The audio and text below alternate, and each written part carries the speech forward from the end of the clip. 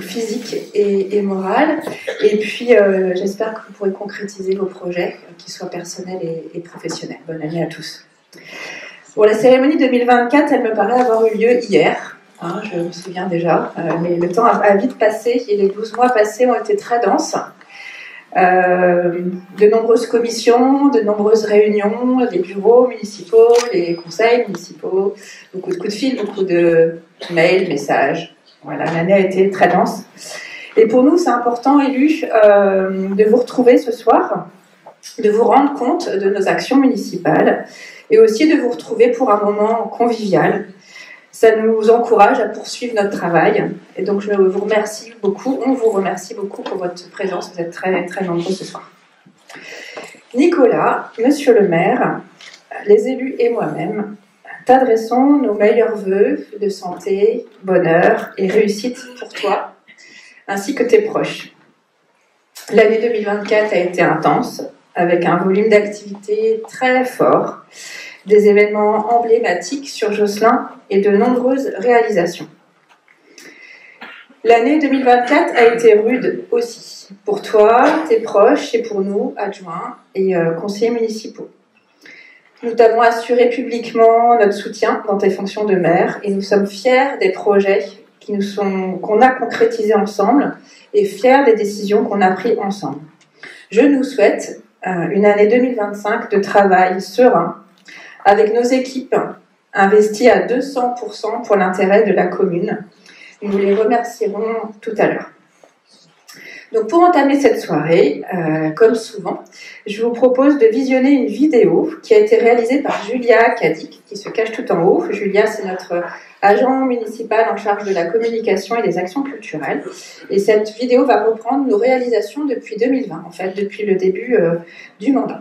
Voilà, je vous laisse visionner la vidéo, je vous retrouve après.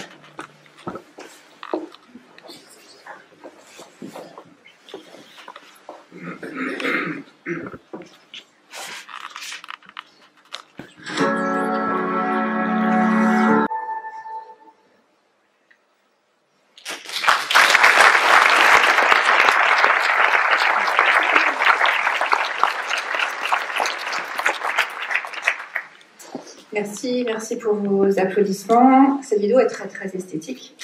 Merci à Julia beaucoup pour le montage. Cette vidéo retrace le bilan des actions qui ont été voulues par les élus, mais qui ont été concrétisées grâce au travail remarquable. On va en reparler encore dans la soirée, mais vraiment j'insiste sur l'implication de nos agents municipaux. Et je vais vous demander de bien vouloir encore applaudir en fait nos équipes.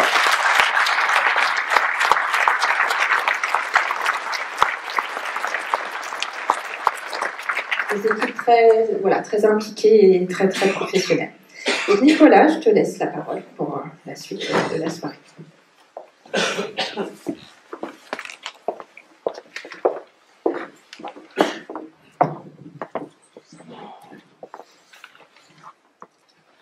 Bien, bonsoir à toutes et à tous. Madame la sous-préfète, merci d'être toujours fidèle au rendez-vous je suis. De ton très gentil mot. Je suis très sensible et je remercie l'ensemble du conseil municipal et les personnes, les amis, que je vois ici ce soir nombreux, qui m'ont soutenu lors de cette épreuve.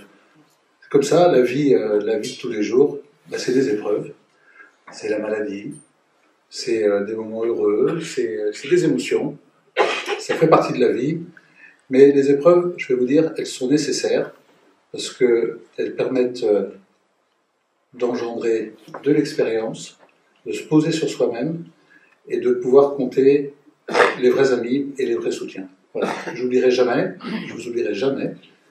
ces moments-là, mais il y a d'autres que je n'oublierai pas, pour d'autres raisons également, et j'en dirai pas plus. Merci Fanny également pour tes vœux, que tu m'as adressés au nom du conseil municipal. Et moi, en toute simplicité,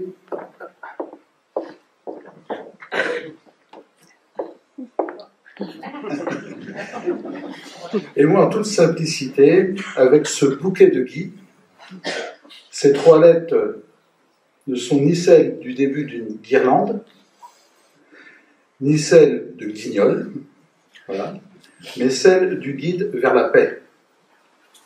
Espérer donc dans ce monde. Mais avant tout, ce sont celles de la tradition, s'embrasser sous le gui. Alors,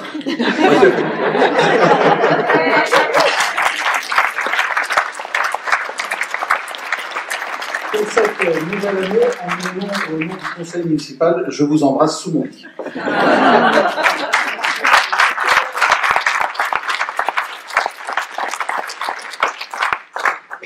Une bonne et joyeuse année à vous toutes et tous. On se dit, après avoir vu cette vidéo, que le temps passe vite. On a démarré en 2020, dans une période qui était un peu particulière et inédite. Que d'émotions. Moi, j'avoue, quand j'ai regardé ce matin cette vidéo, je te décris, j'ai versé une petite larme, parce que finalement, c'est quand même beaucoup de travail réalisé. Et des réalisations donc, dans des domaines si différents, mais avec un dénominateur commun, l'action pour tous dans nos projets, avec une vraie vision pour l'avenir, pour vous, pour nous qui sommes là, grande famille josselinaise. Mais ce sont aussi des projets donc, pour l'ensemble du territoire. Vous avez pu le voir également, l'hôpital qui a été inauguré avant-hier.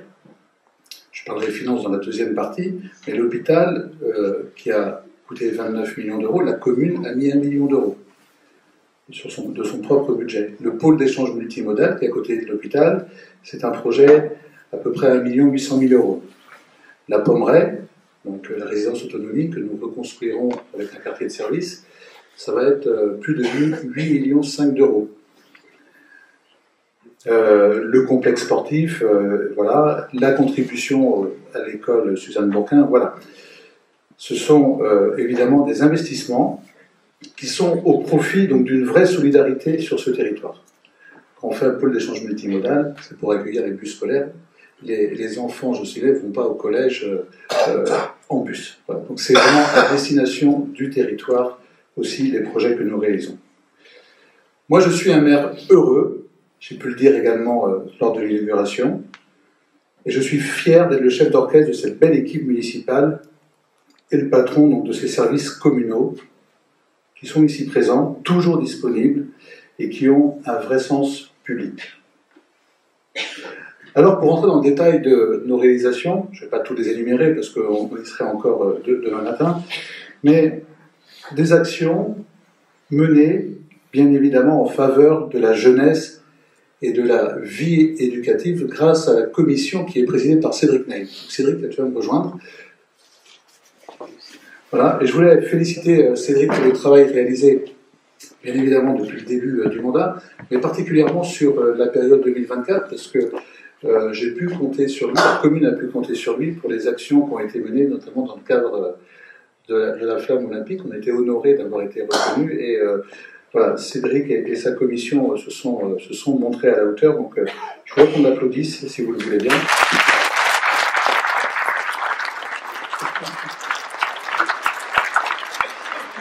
Et puis Cédric, dans sa commission, il y a eu beaucoup d'animations en faveur de la jeunesse, hein, des animations soutenues également par la commune pour des grands événements festifs comme le festival médiéval, la salle caractère, et puis des projets qui seront suivis par cette commission, notamment, parce que là on va rentrer dans le vif du sujet, la création des nouveaux vestiaires, le pas de tir pour le tir à l'arc, et puis la rénovation et l'agrandissement du complexe sportif. Donc, merci à toi, Cédric. Voilà.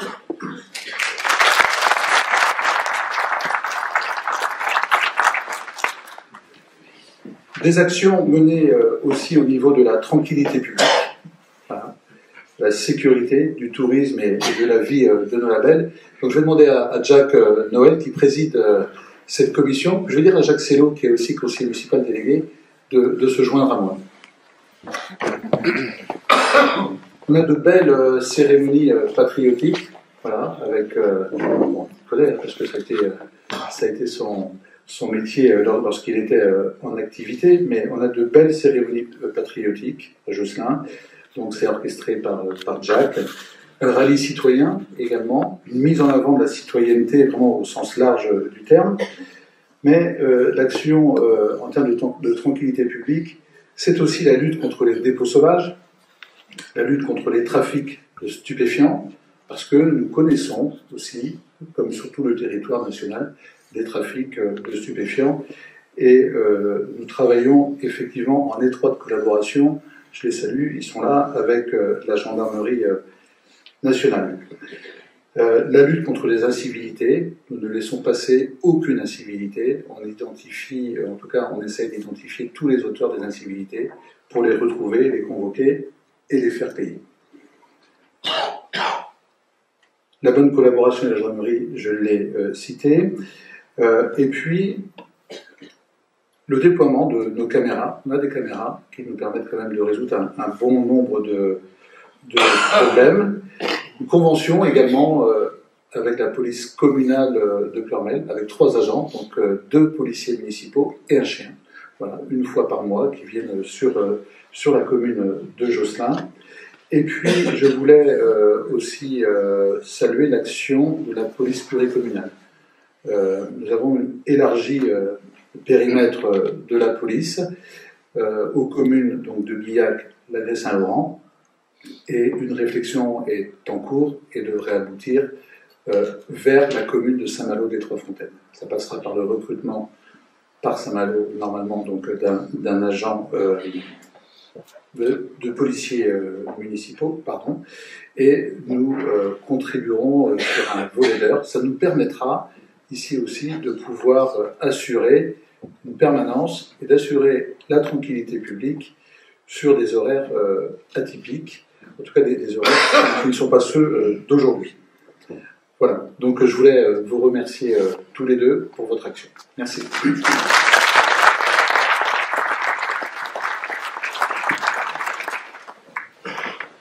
Des actions aussi en faveur de la solidarité, du social, de la santé, le CCAS et puis donc la résidence autonomie de la Pommeraye. Je vais demander à Annick Cardon de me rejoindre.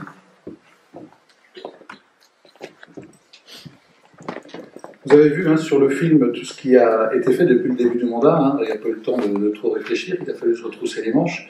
La période Covid, c'était une période inédite. On s'est adapté, intense.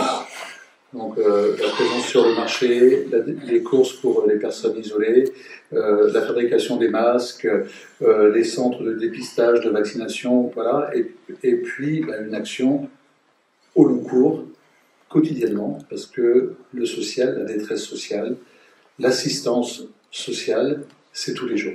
Voilà. Donc les collectes de la banque alimentaire, puis l'animation du club des aînés, et puis le travail également au niveau de la Pommeraye. Alors, je ne sais pas si vous connaissez le directeur de la Pommeraye, un très bon directeur à la Pommeraye, qui est Michael Raoult. Tu peux le lever, Michael, pour que... Mets-toi un petit peu devant la lumière pour que les gens t'identifient.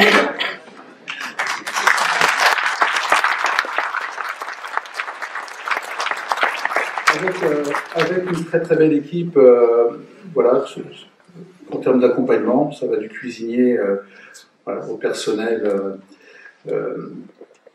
qui accompagne les résidents, parce qu'à la Pommeraye, la cuisine elle est faite sur place. Et je peux vous dire qu'on y mange très bien. Donc merci à toi, Annick, pour tout ce que tu fais en matière de social et d'accompagnement auprès de nos aînés et tout ce qui touche à la solidarité. Merci à toi.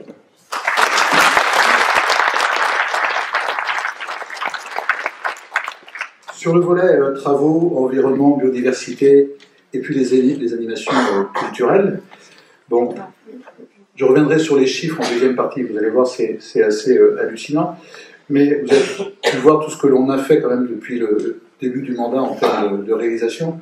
Il y a des gros chantiers. Je pense à la rue de la Carrière, je pense à la place de la Duchesse Anne, je pense récemment au pôle d'échange multimodal. Voilà, plus différentes rues qui ont pu être refaites, la restauration du patrimoine. Voilà, c'est juste incroyable tout ce qui a été fait. Le Bois d'Amour, avec de nouveaux cheminements dans le Bois d'Amour, le Land Art dans le Bois d'Amour. Et puis aussi les festives d'été qui sont appréciées par les Josselinais puis les visiteurs. Les différentes expositions réalisées un petit peu partout en ville, dans la chapelle. La collaboration aussi avec des associations de commerçants, Josselin Up, et puis avec le château, qui a d'ailleurs le marché de Noël. Le fait de pouvoir le faire dans le château, ça a donné du relief et ça a été un vrai succès. Je sais que des organisateurs sont là et je pense qu'ils ne vont pas me démentir. C'était un véritable succès. Donc viens Fanny, je vois pas. Voilà, c'est Fanny donc, qui est en charge donc, de tout ce volet travaux et animation culturelle. Voilà.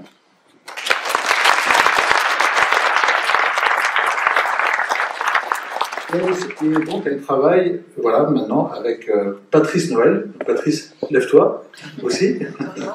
Il est dans le noir, mais il a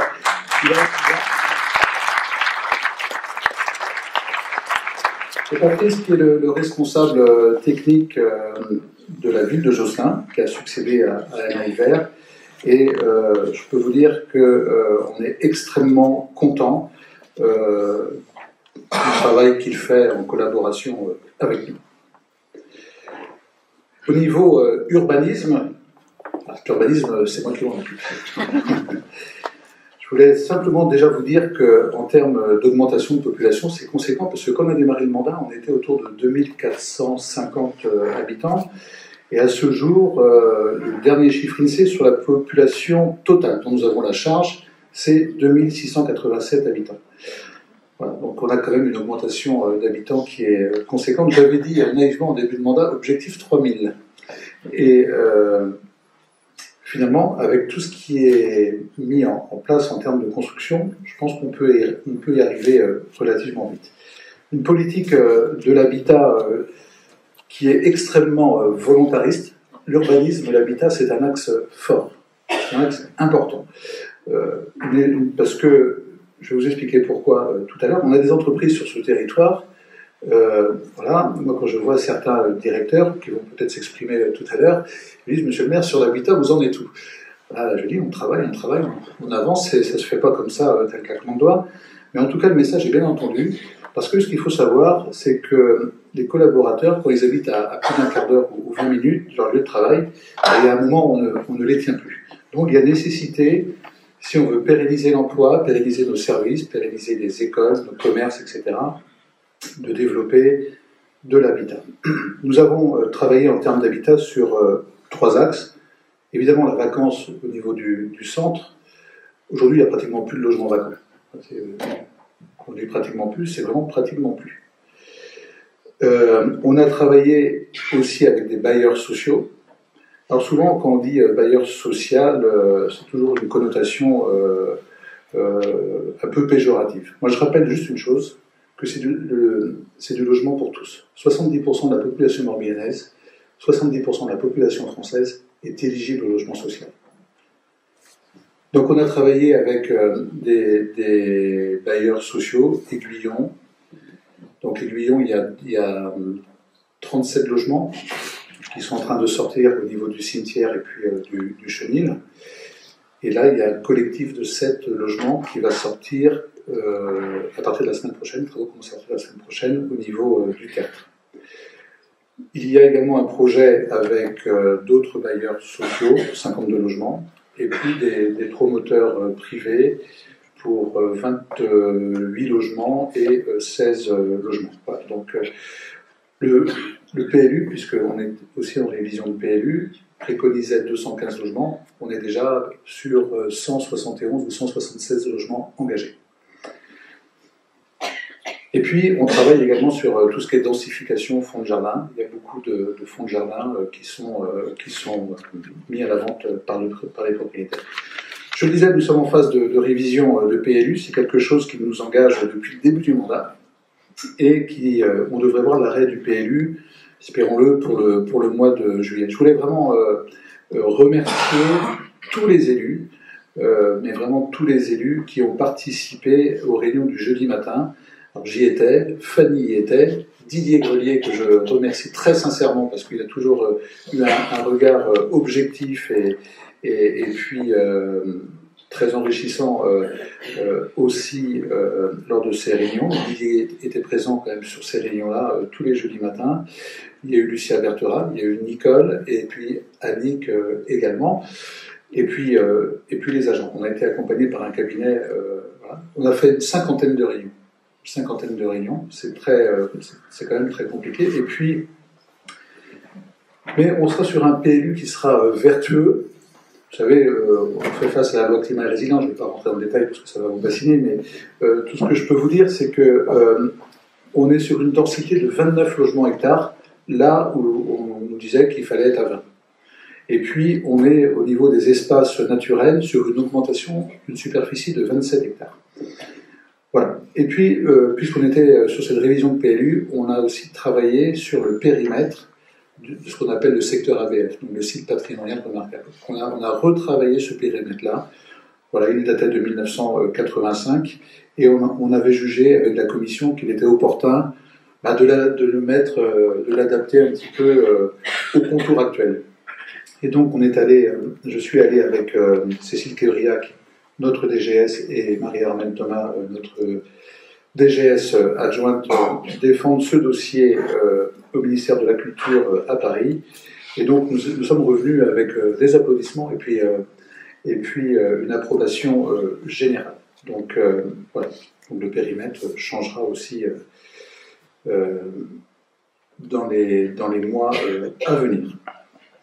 Quelques mots sur le service urbanisme.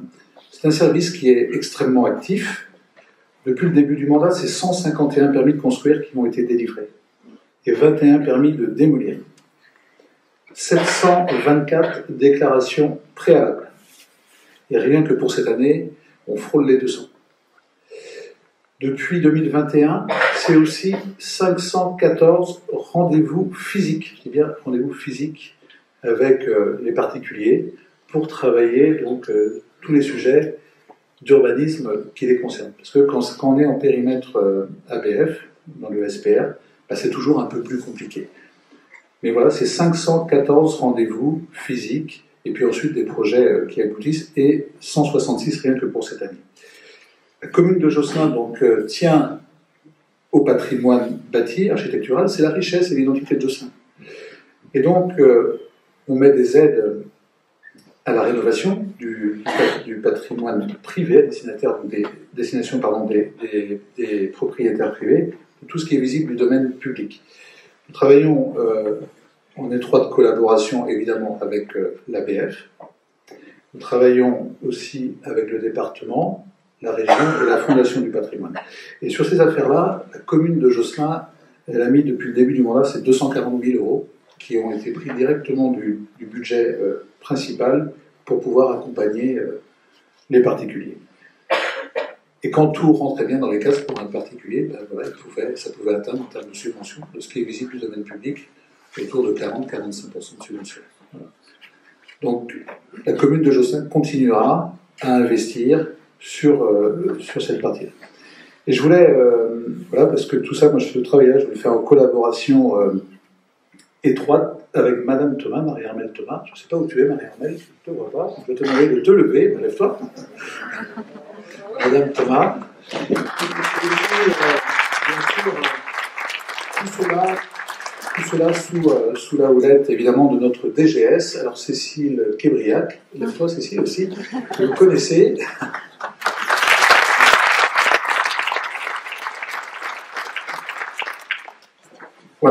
Voilà sur cette première partie. Je vais laisser la parole maintenant à Fanny, je redonne la parole, et puis je reviendrai pour l'autre partie que j'avais. Merci.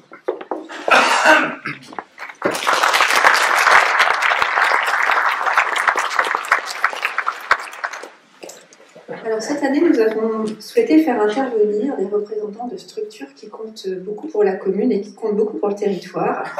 On a souhaité faire intervenir le directeur de JPA, M. Berton, et le directeur de l'hôpital local de Josselin, M. Privat. Pourquoi alors mettre à l'honneur le monde économique du territoire, c'est important, car les entreprises, qu'elles soient petites ou qu'elles soient grandes, elles sont vitales pour nos communes. Elles apportent notamment du revenu à nos populations actives. Elles contribuent à l'épanouissement en proposant une diversité forte de métiers. Elles apportent aussi du lien social et de la vitalité dans nos bourgs. Et je rappelle que sur Josselin, nous comptons à peu près 2350 emplois, ce qui est très important, ce qui est très particulier vis-à-vis de la taille de la commune de Josselin. Et puis le monde économique, c'est important de se le rappeler, il contribue aussi à la santé financière de nos communes et de plus large communautés, de la communauté de communes, par leur contribution financière. La contribution fiscale des entreprises en 2024 s'est montée à 8 180 000 euros pour plus large communauté, ce qui représente 72% du produit fiscal, l'autre part étant prise par les ménages. Donc ça nous paraissait important de les mettre en valeur, les entreprises, car elles contribuent à nos actions aussi municipales et communautaires, notamment par le biais du financement du RIB, parce que cet outil de mobilité est notamment financé par la taxe mobilité payée par les entreprises. Donc voilà pourquoi on a souhaité faire un petit focus ce soir sur les entreprises. Donc je vais demander à Monsieur Berton de me rejoindre et je vais lui poser quelques questions pour mieux connaître l'entreprise JPA. Donc Monsieur Berton, vous êtes donc directeur de JPA depuis, je vous donne le micro, comme ça, voilà, depuis 2019. JPA a fêté en fin d'année dernière ses 10 ans, suite à l'achat du groupe Agro-Mousquetaire qui a acheté GAD à l'époque, qui était en difficulté financière. Est-ce que vous pouvez nous présenter l'entreprise, les activités sur le site de Josselin? Très bien. Bonsoir à tous, mes meilleurs vœux également au passage. Donc déjà, je vous remercie de m'avoir invité à témoigner ce soir. Alors, JPA, donc ça fait partie du pôle Agro-Mousquetaire, qui est lui-même classé 3e opérateur français du secteur porcin. Pour se resituer, le pôle Agro-Mousquetaire, c'est une filiale du groupement Les Mousquetaires, qui regroupe une soixantaine d'unités de production qui sont organisées en 6 pôles de performance, dont le pôle porc fait partie. Et donc, effectivement, en 2024, on a eu l'occasion de fêter les 10 ans de JPA, puisque ça fait 10 ans en fait que JPA a intégré le groupe Agro-Mousquetaire, c'est-à-dire on a eu on va dire une décennie pour construire une nouvelle culture d'entreprise et puis pour pérenniser les emplois, effectivement, puisqu'on était dans une passe compliquée il y a 10 ans. Mais ça fait également 35 ans en fait que le site est implanté sur Josselin, puisque les premiers ateliers de production datent de 1990, donc ça veut dire qu'il y a aussi 35 ans d'expertise derrière ça.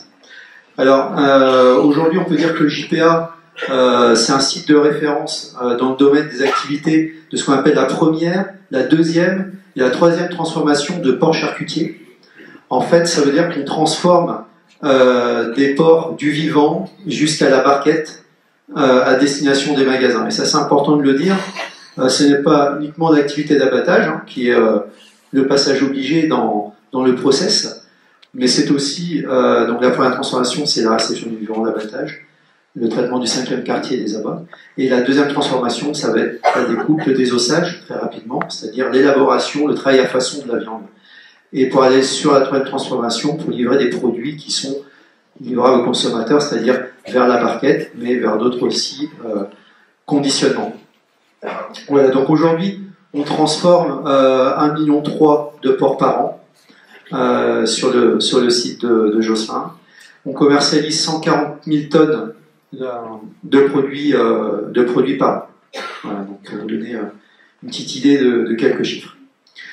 Nous, notre priorité sur le site, c'est d'accompagner Intermarché dans sa croissance, Intermarché et Netto, en termes de points de vente. Donc voilà un petit peu une présentation rapide de nos activités. Okay, merci. En termes d'investissement, on a pu remarquer qu'il y a eu des investissements qui ont été mis en œuvre depuis 2014 et vous avez encore peut-être des projets, est-ce que vous pouvez nous en parler un petit peu? Donc effectivement, à la reprise en 2014, on a eu un schéma directeur industriel qui s'est principalement orienté sur la deuxième transformation, qui a été axé sur la modernisation du site, avec toujours en toile de fond l'amélioration des conditions de travail sur le site. Et donc ça veut dire que depuis 10 ans, en fait, le groupe, alors ça peut paraître des gros montants, mais dans l'industrie lourde, entre guillemets, c'est nécessaire. Donc le groupe a investi 50 millions d'euros sur le site de JPA en 10 ans. Voilà. pour mettre à flot et pérenniser les emplois. Cette année, on a démarré un nouvel atelier, donc c'est le dernier investissement important qu'on ait fait, qui a occasionné un agrandissement du site, un atelier de production de produits justement orientés vers la troisième transformation, vers la barquette pour les points de vente, barquette recyclable.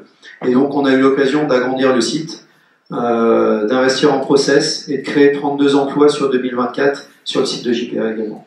Donc ça c'est important, donc une entreprise dynamique donc en termes de création aussi d'emplois. Et puis dans les projets, donc ça c'est les projets passés, puis les projets à venir, maintenant on va orienter et continuer à investir sur la partie première transformation parce que c'est nécessaire, il y a certains process qui ont plus de 30 ans encore, et puis on arrive à des obsolescences, et puis on a besoin de se moderniser, toujours en améliorant les conditions de travail, et toujours également avec des investissements orientés vers les énergies, puisque on a une obligation aussi de diminuer nos impacts énergétiques, de diminuer nos consommations, et donc on a aussi toujours ce schéma directeur qui a démarré déjà depuis un moment, et qui se poursuit sur l'optimisation énergétique, orientée notamment vers la production du froid, puisque c'est des énergies qui consomment le plus, on va dire.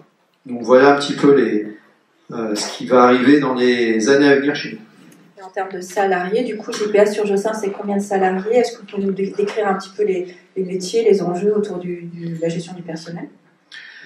Donc JPA aujourd'hui draine tous les jours environ 800 collaborateurs, sur différents types de contrats, soit des titulaires, CDD, intérim spécialisé, mais aussi de la prestation de service, parce que dans le domaine de la viande, on travaille à la prestation de service. Donc aujourd'hui, c'est 600 collaborateurs JPA et en tout 800 personnes qui travaillent sur le site au quotidien. Donc c'est également donc des salariés, des collaborateurs qui travaillent dans un rayon de 30 km, ce que vous disiez tout à l'heure, Monsieur Jagoudet, donc on est dans un rayon qui est proche, et c'est nécessaire parce qu'effectivement au-delà on a une problématique de transport, de mobilité.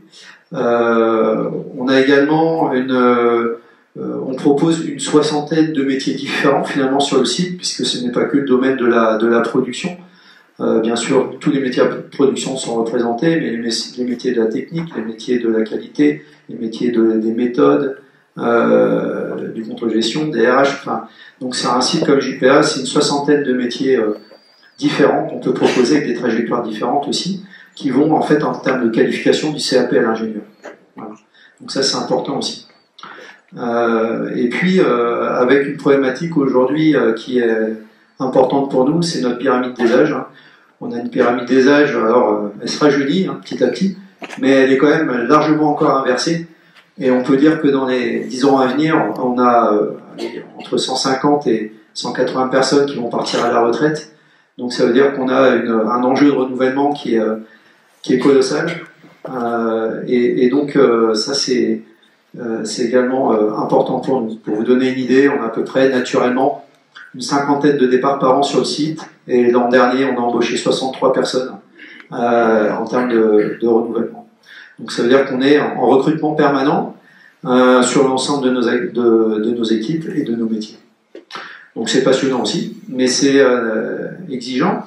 Et puis donc en interne, on a des plans d'action d'image employeur pour travailler sur d'abord notre attractivité, notre fidélisation en interne, puisque nous sommes tout le temps en recrutement, et puis on est en capacité d'accompagner sur de la formation en interne, on est en capacité de tutorer, en permanence on a 25 alternants du CAP à l'ingénieur sur le site qu'on forme et qu'on transforme après et qu'on pérennise en termes d'emploi. Alors tout ça c'est les actions très rapidement en inter-entreprise, mais ce qui est important pour faire le lien avec ce qu'on dit ce soir, c'est que c'est extrêmement important d'avoir un environnement dynamique, territorial qui soit dynamique, qui soit accueillant de plus en plus, et donc avec les enjeux, on va retrouver le logement, on en parle régulièrement avec Monsieur Jagoudet et son équipe, et voilà, donc le premier point c'est que je salue la dynamique qu'il y a autour de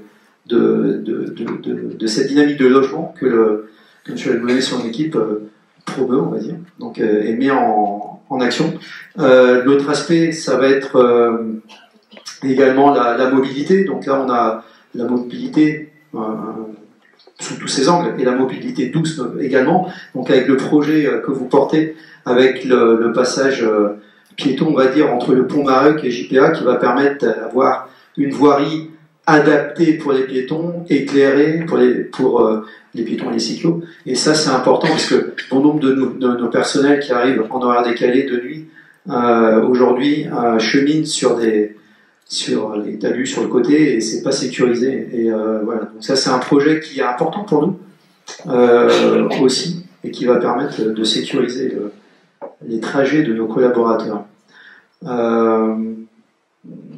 Donc voilà, donc sur cette partie, et puis le dernier point aussi qui est important, ça va être la mobilité, mais au sens du RIV, vous en avez parlé tout à l'heure. Donc là, effectivement, le RIV existe, on y contribue, mais malheureusement, il apporte peu de fruits pour nous, puisqu'on est en horaire décalé, les horaires ne sont pas forcément adaptés, et puis aujourd'hui, peut-être que ça sera améliorable d'avoir des points de station, on va dire, d'arrêt plus près de chez nous, puisqu'ils sont situés plus vers la ville et à distance. Et puis le dernier point qu'on voit qui monte aussi, c'est l'accès aux soins, le besoin d'accès aux soins pour les collaborateurs. On a tout un système de suivi de la santé en interne et on voit qu'aujourd'hui, de plus en plus, il y a une difficulté d'accès aux soins de nos collaborateurs. Donc, c'est un point aussi important à travailler localement. Voilà un petit peu. Merci beaucoup. Ouais, merci beaucoup. Je pensais En tout cas, à saluer les échanges qu'on peut avoir avec Monsieur Jagoudet et son équipe. Voilà, toujours beaucoup d'écoute, des échanges toujours très constructifs. Et en tous les cas, une bonne écoute sur nos besoins, nos attentes et puis des actions qui se mettent en place au fil du temps. Merci à tous. Merci.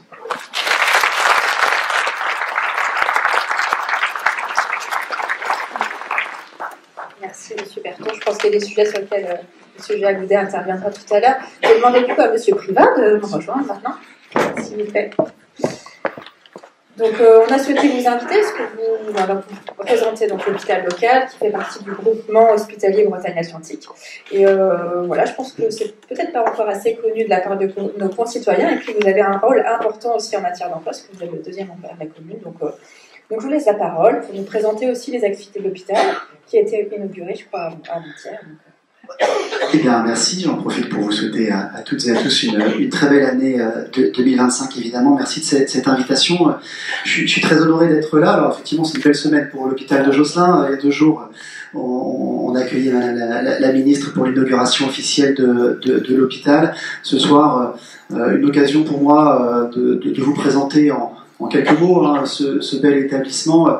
Et c'est une opportunité, une occasion de parler aussi de ce qui se fait de bien, de ce qui se fait de beau dans nos établissements. Et c'est pas toujours pour ça qu'on fait l'actualité ici comme ailleurs. Et c'est vrai que Josselin est un établissement qui a un rôle de grande proximité, qui a un rôle important sur le territoire, qui est un établissement à vocation gériatrique. On accueille des personnes âgées. C'est un établissement qui travaille pas seul. On est en direction commune avec le centre hospitalier Bretagne-Atlantique, Vanoret. On est en direction commune avec l'établissement de Ploërmel, les Pas de Malais 3, Belle-Île, Quiberon. Et derrière la direction commune, c'est au fond la construction d'un dispositif de santé qui est gradué, qui vise à améliorer les parcours des patients, à apporter de la fluidité entre tous nos établissements. Entre un établissement comme Josselin, en proximité, à vocation gériatrique, et puis les établissements de recours avec des spécialisations et des surspécialisations. On travaille également avec la médecine de ville. Les médecins du territoire sont les médecins qui interviennent dans l'EHPAD et qui soignent au quotidien les résidents et les patients que l'on accueille. Alors, en quelques mots sur l'offre de l'établissement, on connaît bien l'offre d'hébergement de l'hôpital de Josselin, c'est 218 places, 158 places d'EHPAD et 60 places d'unités de soins longue durée, USLD comme on dit dans notre jargon. La différence entre les deux, c'est la médicalisation et c'est les soins techniques. Donc on a 60 lits d'USLD, sur lesquels on accueille des patients, c'est là vraiment le service à connotation sanitaire, qui ont besoin d'une présence infirmière 24 heures sur 24, d'une présence médicale du lundi au vendredi en continu, et une astreinte médicale 24 heures sur 24. On connaît peut-être un peu moins, parce que c'est nouveau, l'offre diversifiée que l'on a développée ces dernières années, et notamment en lien avec le déménagement et l'emménagement dans le nouvel établissement. On a ouvert le 30 mai 2023, déjà, maintenant, l'accueil de jour, un accueil de jour de 6 places, qui, comme son nom l'indique, accueille des personnes qui sont à leur domicile et qui viennent à la journée pour des activités. Ça permet de maintenir l'autonomie, ça permet aussi d'offrir un repos, un répit aux aidants sur ces temps-là, et c'est un service qui a trouvé en quelques semaines toute sa place et qui tourne aujourd'hui à plein, et qui, je crois, offre une belle action et des belles opportunités sur le territoire. On a également développé des modalités d'hébergement différentes, de l'hébergement temporaire. On a l'hébergement permanent classique. On accueille maintenant des résidents, soit en sortie d'hospitalisation. Il y a besoin d'un temps d'attente. On n'a plus besoin de rester à l'hôpital, mais pour autant, on ne peut pas encore retourner chez soi. Pourquoi ? Parce qu'on attend des aides à domicile, parce qu'il y a quelques travaux à réaliser à la maison, parce qu'il y a un sujet financier ou XY à régler. On peut accueillir dans ce cadre-là sur l'établissement. Et puis de l'hébergement temporaire un peu plus classique, 3 mois maximum dans l'année, en continu ou en discontinu, là aussi pour offrir du répit aux aidants. On est porteur, et ça c'est suite à un appel à projet régional, d'une plateforme de répit à destination des aidants. Cette plateforme de répit, elle couvre 72 communes du territoire. Et là aussi, des actions innovantes, des dispositifs innovants. On va au domicile, on offre du répit au domicile, on offre du soutien psychologique, on offre de la formation, on propose des temps de sophrologie, etc., etc. On a encore plein de belles idées pour l'année à venir. Et ça, sans coût pour les personnes qui sont accompagnées. On mesure l'enjeu du maintien en domicile, de la nécessité, certes, de s'occuper de ceux qui ont besoin d'aide, mais aussi de ceux et celles qui sont là au quotidien pour les accompagner au domicile, les aidants. Et cette plateforme de répit était vraiment un dispositif qui là aussi a trouvé son sens. Et puis on a une antenne du service de soins infirmiers à domicile qui intervient depuis de nombreuses années sur le territoire de Josselin. Voilà, donc une offre diversifiée qui se diversifie, qui je pense va continuer à se diversifier dans les années à venir. Donc, combien de collaborateurs pour faire fonctionner l'hôpital ? Environ 200 professionnels sur l'établissement, à grande majorité des titulaires de la fonction publique hospitalière. On a une stratégie de fidélisation de nos professionnels. On a mis en stage, titularisé plus de 25 professionnels dans les 3 dernières années.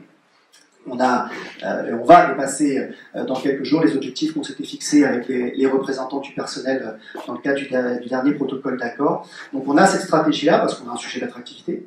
Ça a été évoqué par JPA. On a aussi dans la santé des sujets d'attractivité. Mais en tout cas, plus de 200 professionnels dans l'établissement.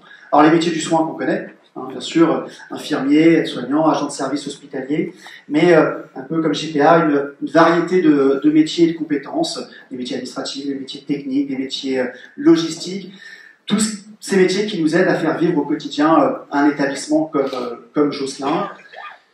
On accueille énormément de stagiaires, des stagiaires du lycée Ampère, des stagiaires des lycées environnants, des stagiaires des instituts de formation.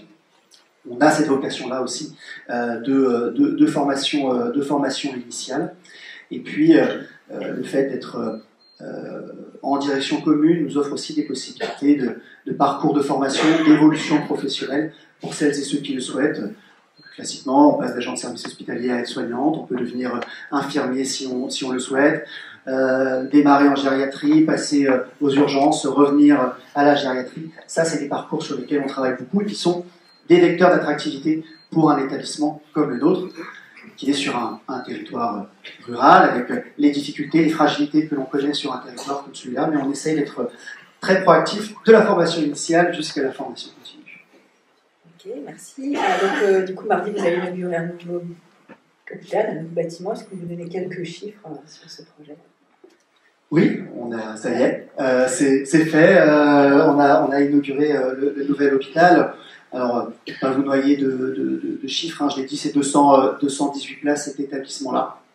C'est un investissement de 29 millions d'euros. C'est un projet qui remonte à bientôt 10 ans, je pense au moins, dans sa réflexion de départ. On a commencé en 2020, avec 2019, le permis de construire, les premières démolitions.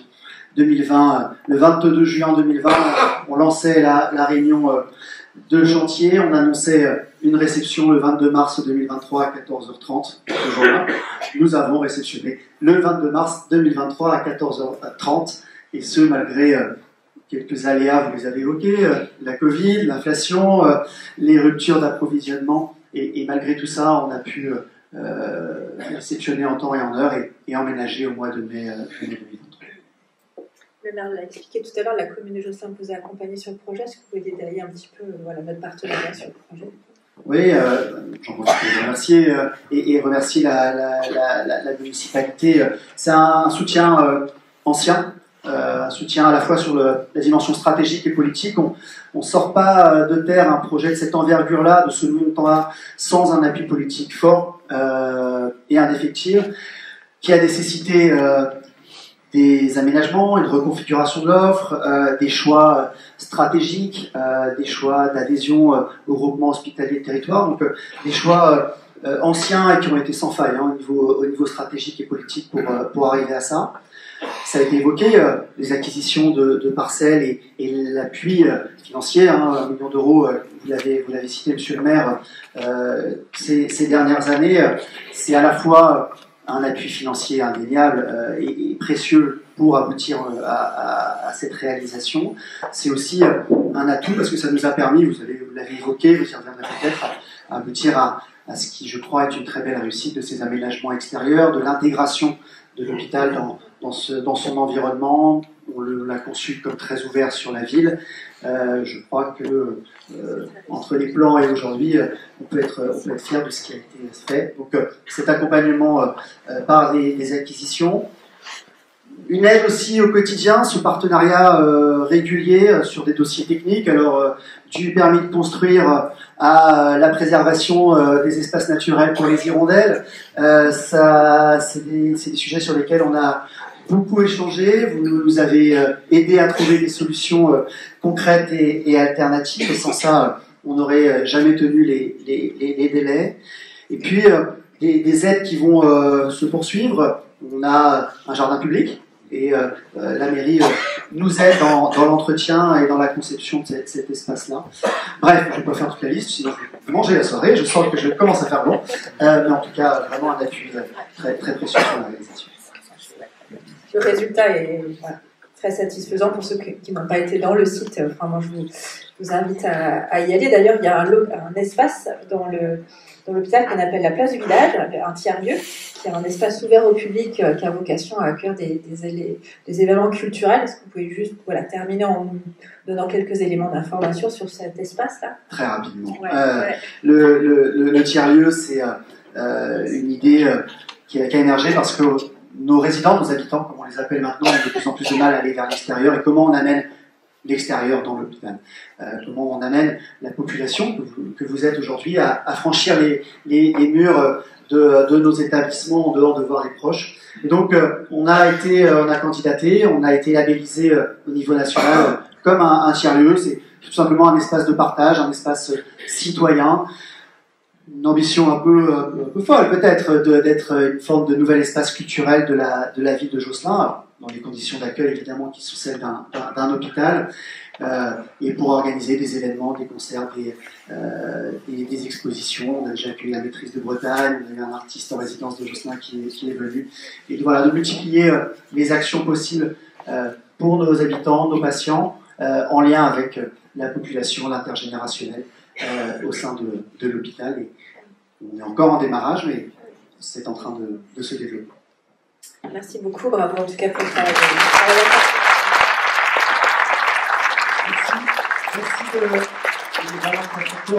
Merci de cette opportunité, encore une fois, de présenter cet établissement.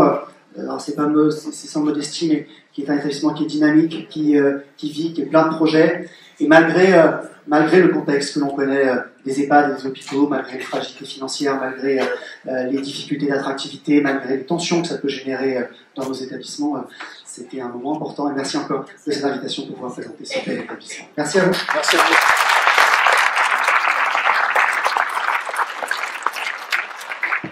Merci à vous deux pour vos interventions. Je redonne la parole à Monsieur le maire.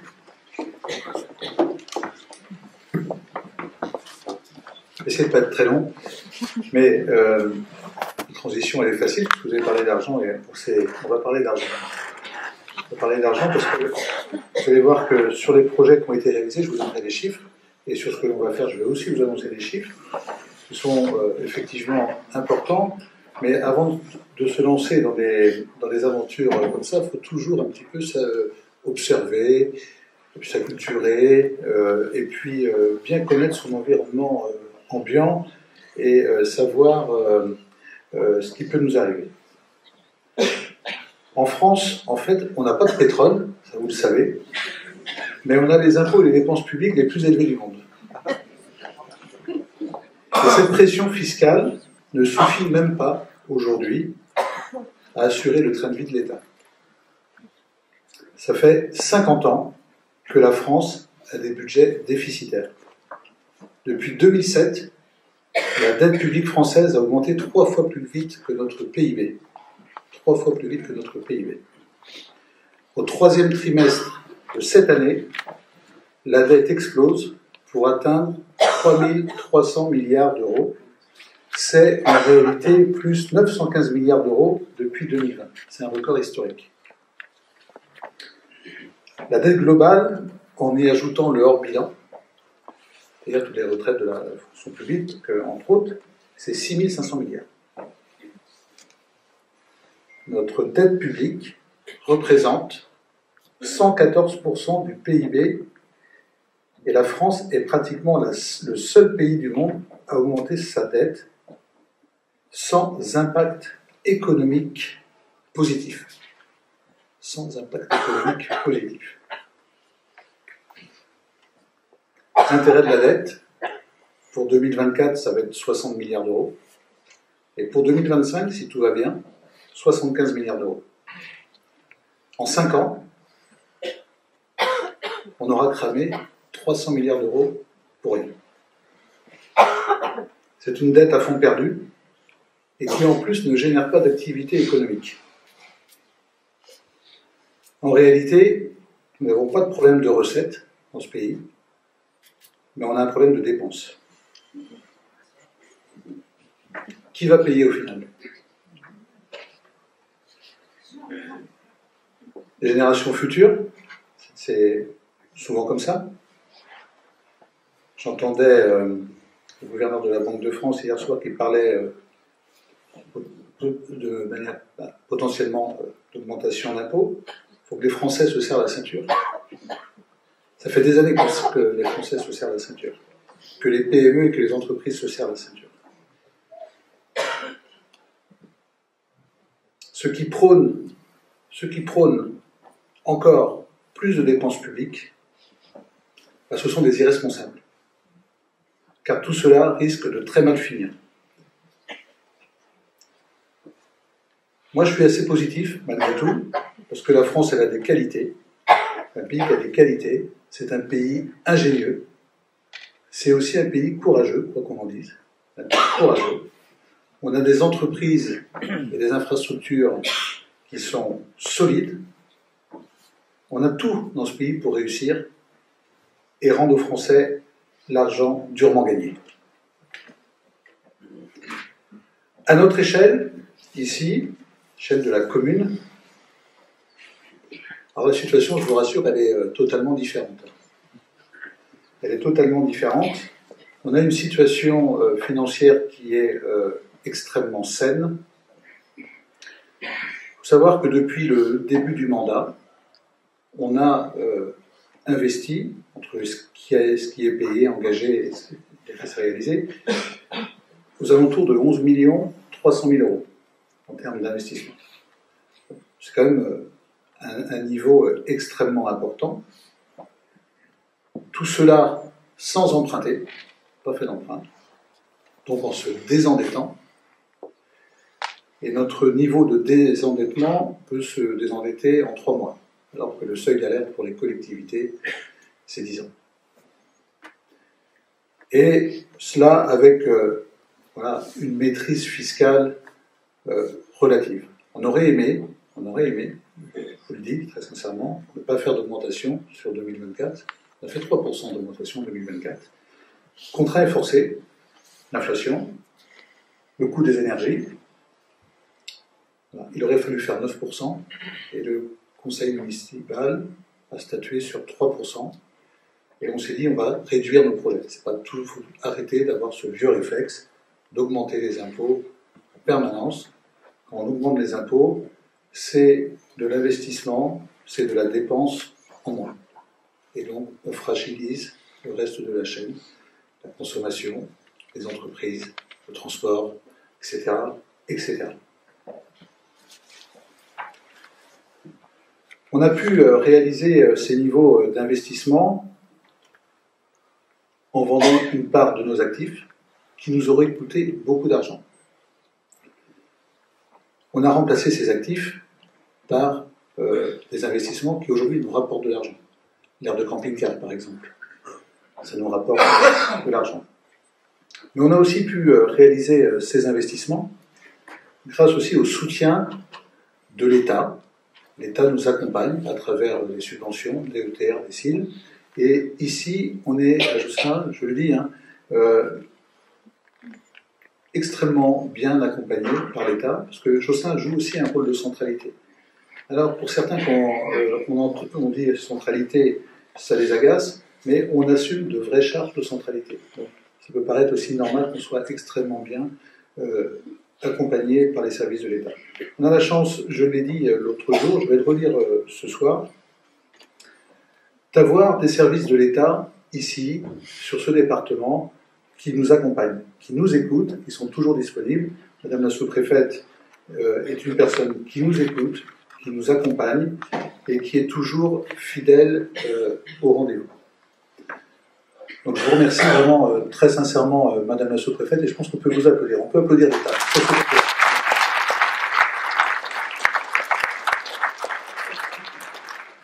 On est aussi extrêmement bien accompagné par le conseil départemental.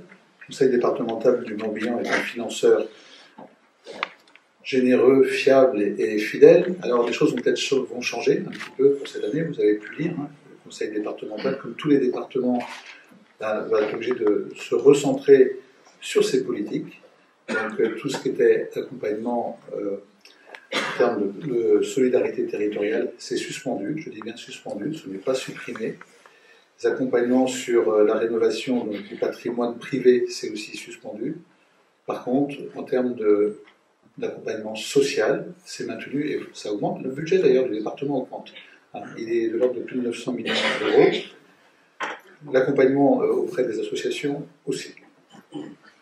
Et puis, effectivement, la région nous accompagne également, notamment sur le pôle d'échange multimodal, où on va être bien accompagné, puisque la mobilité est une compétence régionale. Et puis également, Pluriel Communauté nous accompagne à travers certains projets par l'intermédiaire donc de fonds de concours. La situation budgétaire de la France, vous la connaissez. Je suis désolé de vous l'avoir décrite de cette façon-là, mais c'est la réalité. Et puis je pense que vraiment, il faut aussi dire la vérité. Donc, cette situation budgétaire future nous impose, malgré tout, d'être attentif et de ne pas faire n'importe quoi et d'agir avec responsabilité. On va être obligé de réduire la voilure, mais nous restons néanmoins avec un programme extrêmement ambitieux. Évidemment, tout ce qui touche le quotidien qui va être assumé, mais en termes de grands programmes, quand je dis de grands programmes, de grands projets, voilà, nous allons, je l'ai dit tout à l'heure, commencer tout ce qui est vestiaire, nouveau vestiaire, pas de tir, ça c'est à peu près 400 000 euros, je crois. On va lancer également le complexe sportif. Alors ça a mis un petit peu de temps à arriver, mais il y a toujours le temps des études qui est extrêmement long. Mais le complexe sportif, c'est un peu plus de 5 millions d'euros sur cette affaire-là.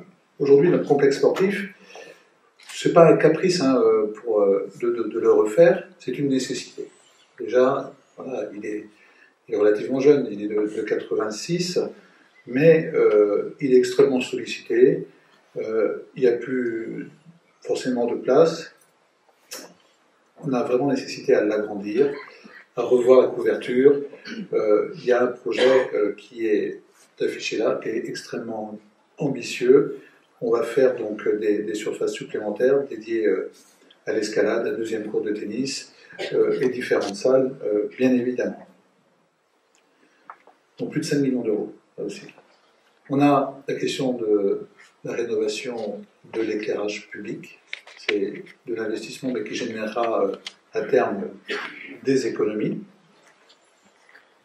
On a, et on devra assumer aussi avec Morbihan Habitat et puis les agents, donc la reconstruction totale donc, du foyer de la résidence autonomie de la Pommeraye, auquel s'adjoindra donc une maison de service. C'est un projet qui va au total finir autour des 11,5 millions d'euros. Voilà.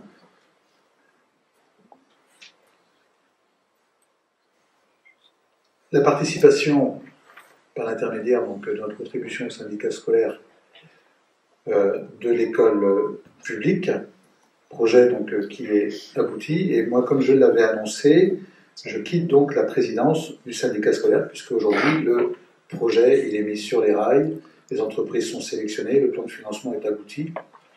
Donc je quitte cette présidence, mais je resterai dans le comité. On a également des projets, vous l'avez évoqué, M. Berton, un projet essentiel, puisque ça touche à la sécurité de la personne, c'est le cheminement de JPA vers le pont Mareuc. C'est vrai qu'il y a des personnes qui cheminent sur le bord de la route, c'est pas éclairé, il fait noir, par temps humide, on ne les voit pas, même par nuit noire, on ne les voit pas, et je touche du bois parce qu'il ne faudrait pas qu'il se passe un drame. Et c'est aussi un projet qui sera prioritaire. Mais là aussi, c'est un coût de l'ordre de 500 000 euros.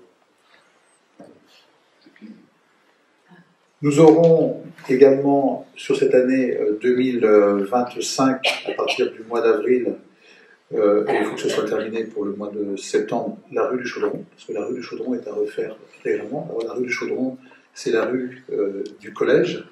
Il n'y a que ceci. Voilà, c'est cette rue qui est en très très mauvais état et qui est aussi très dangereuse.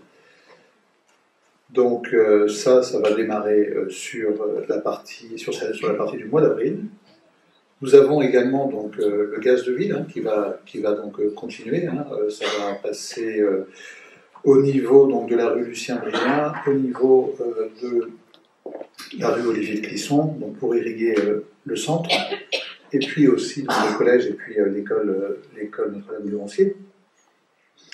Et nous aurons également à faire au niveau du tertre, donc, et là on va s'inscrire dans la temporalité donc, de la construction des immeubles, nous aurons donc le parking, un parking autour de entre 15 et 20 places en fonction de l'espace, mais un parking en plein centre, parce qu'il y a besoin de parking aussi en plein centre. Des interventions sur nos édifices majeurs. On a la chance d'avoir un patrimoine ici à Josselin architectural chargé d'histoire, même de la vieille histoire, mais un patrimoine qui vieillit, bien entendu, et qui montre des signes de fragilité. Nous avons réalisé des diagnostics sur la basilique. La basilique, le diagnostic qui a été réalisé, c'est 2 200 000 euros de travaux. 2 200 000 euros de travaux. Donc, nous les assumerons. La chance que l'on a, c'est que la basilique, elle est classée. Nous avons sur la chapelle Sainte-Croix également fait un diagnostic. 600 000 euros de travaux. Voilà. Et puis, la maison Papegot, à l'entrée de la place de la Congrégation, Cette maison-là qui a failli s'effondrer, et je peux vous dire qu'on a vraiment eu chaud. Il y a un étaiement qui a été réalisé pour la maintenir en sécurité. Mais cette maison-là, qui est inscrite, il faudra la démanteler intégralement, et là c'est 1,4 million d'euros. Voilà. Sans compter toutes les voiries qu'il faudra retravailler dans le centre. Mais ça, ce sera pour plus tard, pour un prochain mandat, parce qu'on ne pourra évidemment pas tout assumer. Et puis, s'ajoute à ça toujours, vous savez, les autres mauvaises surprises. On a pu en faire les frais à la fin de cette année, notamment le mur de la promenade qui est en train de lâcher de partout. Donc ce sera entièrement à reprendre. On avait diligenté une étude par la DRAC en 2024. Nous n'avons pas eu les financements. Et l'étude est nécessaire avant de réaliser les travaux, parce qu'autrement nous perdons les subventions. Donc l'étude sera faite sur cette année 2025. Alors là, il y aura aussi pour un montant conséquent, parce que tout va être à démonter, à déposer, et puis à remonter. Voilà. Donc ça va coûter beaucoup d'argent, mais c'est comme ça, hein, c'est l'identité de notre ville que l'on doit préserver, et puis c'est une chance d'avoir du patrimoine, c'est ce que je dis, c'est des aventures extraordinaires. Donc, soyez indulgents, soyez patients, parce que cette rue, finalement, la rue Lucien Briard, restera à sens unique. On a fait le choix de la mettre à sens unique, parce que, avec la protection qui s'impose, 2 voitures ne passent pas, puis c'est une rue qui est empruntée par les piétons, hein, par les parents et les enfants qui vont à l'école. Donc, il n'est pas question non plus de les mettre en danger, c'est pour ça qu'on a fait le choix assumé de la mettre à sens unique. Parce que voilà, on voit beaucoup de choses mises sur les réseaux, souvent beaucoup de choses infondées, et souvent très agaçantes. Alors on se contient pour ne pas répondre, mais voilà, je peux vous dire que c'est très agaçant des fois de lire ce qu'on lit. Voilà les interventions prévues sur Josselin, hein, mais concrètement cette année. Retenez l'ouverture, oui, je ne l'ai pas dit, mais du pôle d'échange multimodal. Le pôle d'échange multimodal ouvrira à l'issue donc, des vacances scolaires de février, parce qu'il nous reste tous les tracés au sol, et puis un certain nombre d'éléments à fixer. Retenez également donc, le complexe sportif et les vestiaires, retenez la rue du Chaudron, l'éclairage public, et puis le gaz et le parking du théâtre. Je pense qu'on aura déjà fait ça, ça sera déjà pas mal. Voilà, je ne vais pas tellement être plus long. Moi, on est un conseil municipal uni, je vous le dis, optimiste, en action, agissant en responsabilité et toujours en concertation les uns avec les autres, et surtout un conseil municipal extrêmement solidaire. Voilà, je tenais à le dire. Donc, pour cette année, faites preuve de courage et d'optimisme, et merci à vous toutes et tous.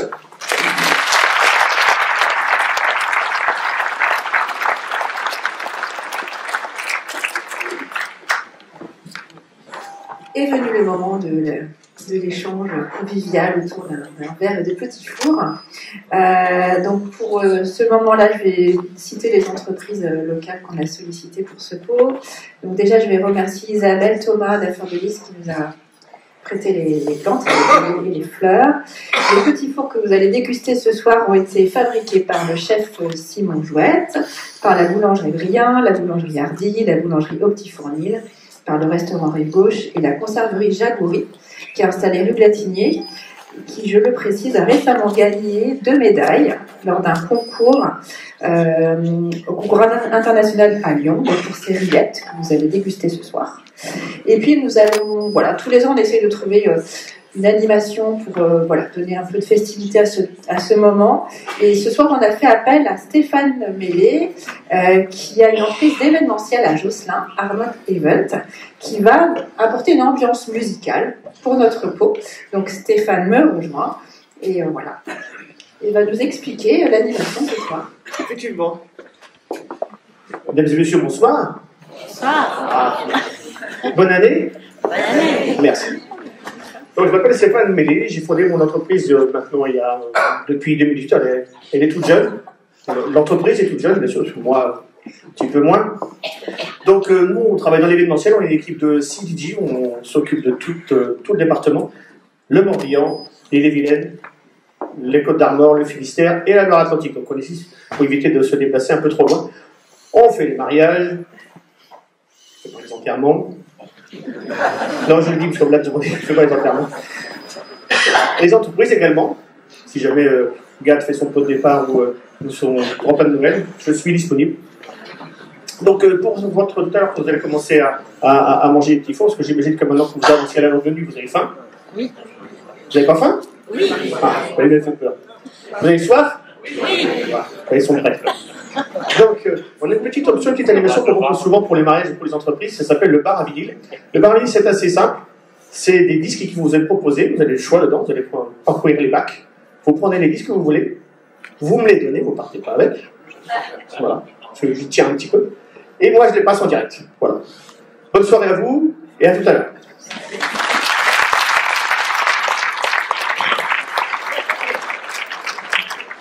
Juste avant de vous lever, je vais laisser la parole à Jack. Voilà. Pas pour moi. Hein. Alors désolé, on va encore vous tenir en haleine ou en appétit pour encore quelques petites minutes, puisqu'il s'agit ce soir de mettre à l'honneur un de nos concitoyens. Hein. Donc Monsieur Dréano, Daniel Dréano, il doit être là, j'espère. Oui, il est là. Donc s'il veut bien descendre. Il est là. Et ça va nous permettre également d'illustrer une action collaborative l'action collaborative entre mairie, élus et agents. Hein. Donc je vais demander à Cyril Leclerc de descendre aussi et à Didier Comin de nous rejoindre. Juste un petit mot, quand vous allez descendre les gradins, faites attention à la dernière marche parce que ça peut être une cause de chute. Donc faites attention. Attention.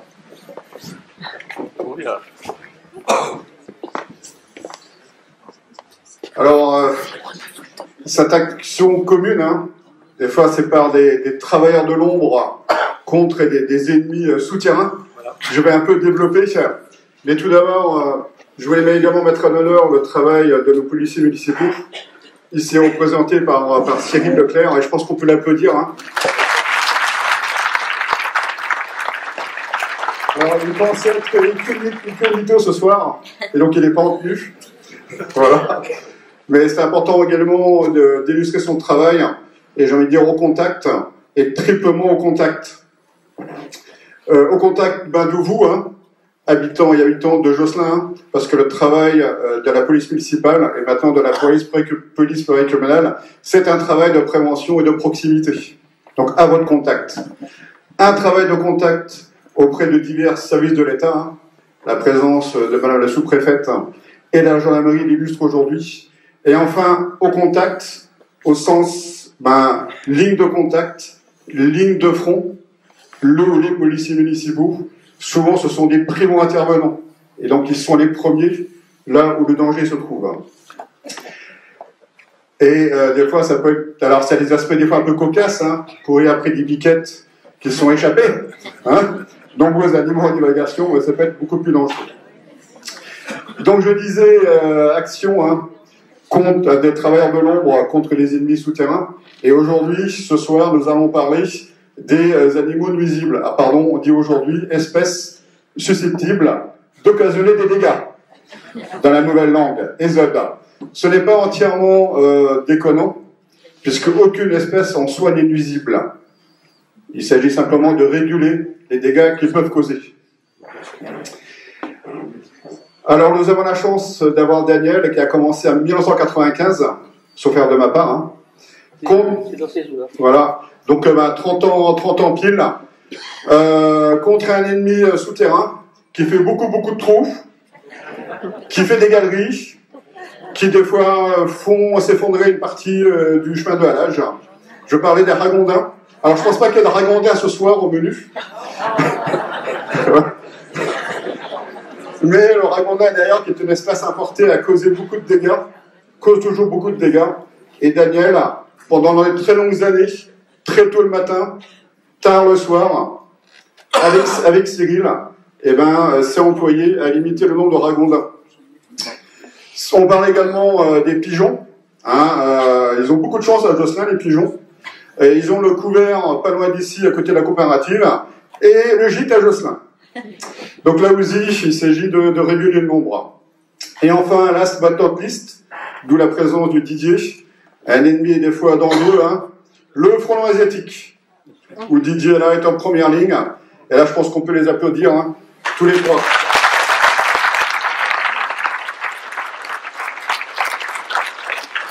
Mais ce soir, c'est Daniel Conometto à l'honneur, qui de nouveau s'est levé tôt le matin, s'est couché tard le soir. J'ai la grande chance d'accompagner dans cette thème de tes virées nocturnes, avec Jean-Yves. Oui. Et donc, il s'agit de te remercier pour ces 30 années de travail pour garder notre ville plus belle, plus propre et en sécurité. Encore merci à toi. Et donc, on peut remettre la médaille de la ville. Merci. Merci.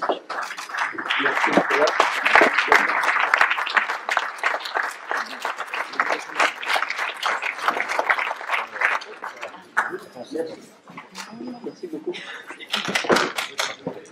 Voilà, écoutez, on va pouvoir passer au moment de réjouissance. Merci à vous.